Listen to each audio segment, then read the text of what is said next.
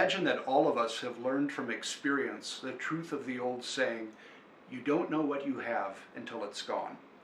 For example, I have had so many middle-aged people say to me, Father Bart, I would give anything to be able to go back and be an undergraduate in college again.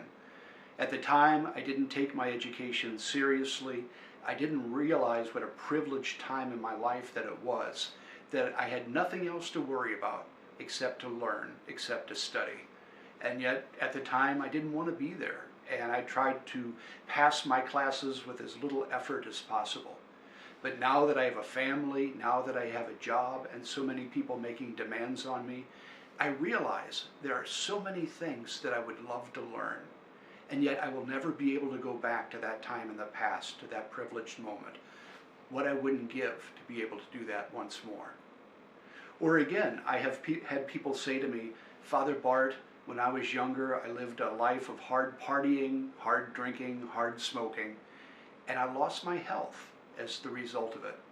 And now, only after that health is gone, do I realize what it was that I once had, and what I wouldn't give to be able to go back and have it back once more, to be able to do the things that I really want to do.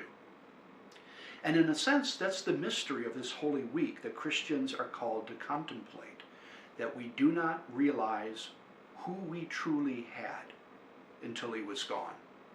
Have you noticed in these gospel stories that we hear during Holy Week, how often people do not recognize the truth about Jesus until he is gone?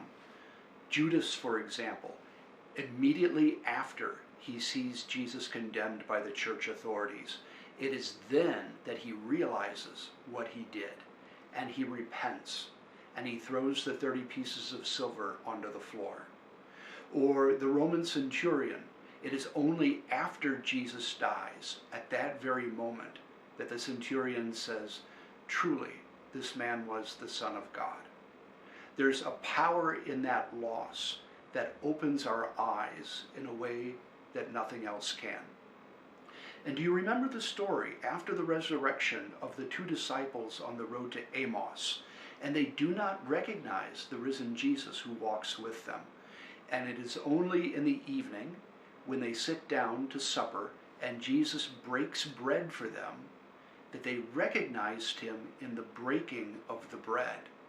And that is why for Christians for 2,000 years, the breaking of the bread at the Eucharist is a very powerful symbol. It symbolizes the sacrifice of Jesus on the cross. It symbolizes that loss that we experienced. And it is precisely at that moment then, when the priest breaks the bread, that the faithful recognize the truth of who Jesus really is.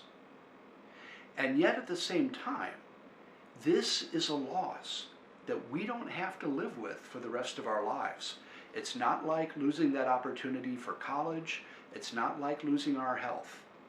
Because the truth of Holy Week, the truth of Good Friday, the mystery of Good Friday, is that the more we meditate and contemplate who it was that we lost and why we lost him, the more that we get him back again.